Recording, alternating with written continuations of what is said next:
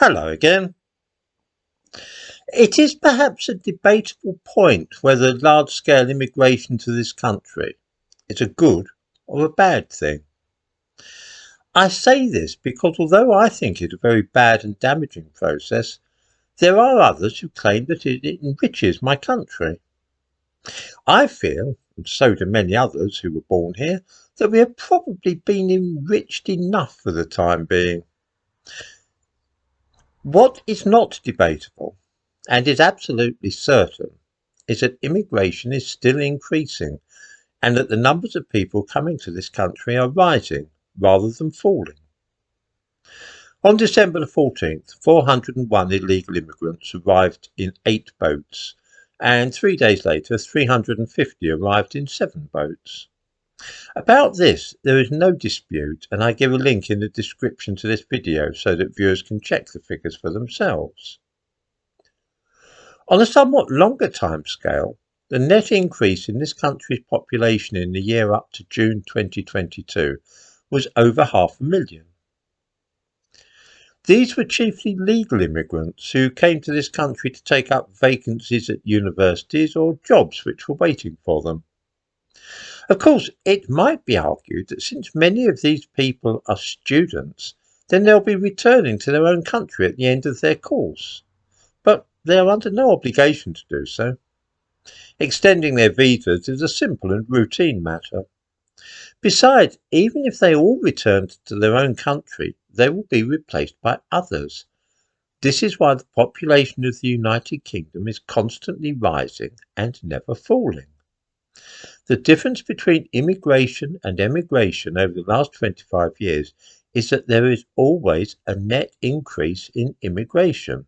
That is to say, the population of the country grows every year because of the number of people entering it is greater than the number of people leaving.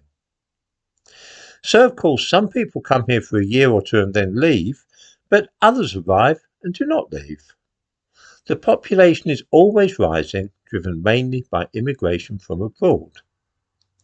The question we need to ask ourselves is whether this is a satisfactory state of affairs.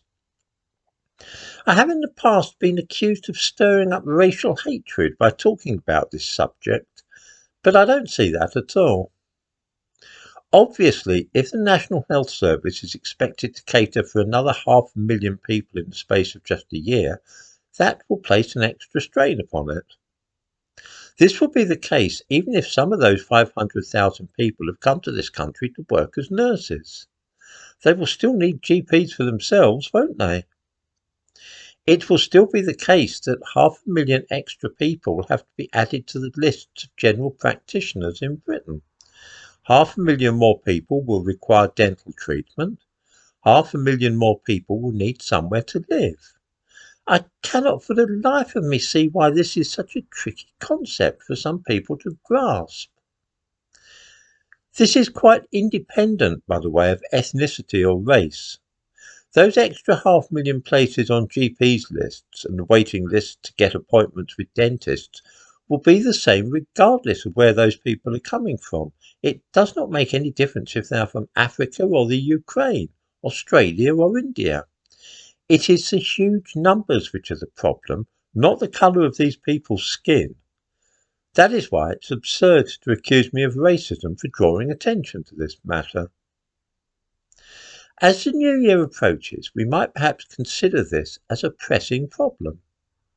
Of course, for those who think that another 500,000 people living in this country every year will not make any difference, then there's nothing to fret about. Anybody who believes that none of those 500,000 people will ever need to see a dentist or perhaps fall ill and require medical care and that they will not need anywhere to live will not recognise that anything is wrong with the situation.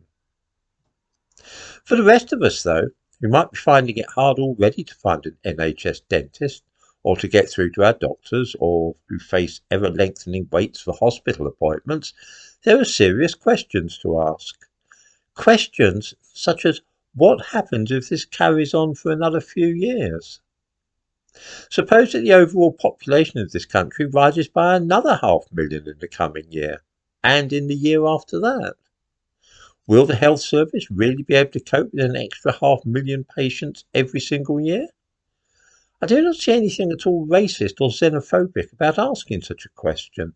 Indeed, I think it a matter of urgency that we do ask this question louder and more often than we have been doing so far, until perhaps those in government hear us.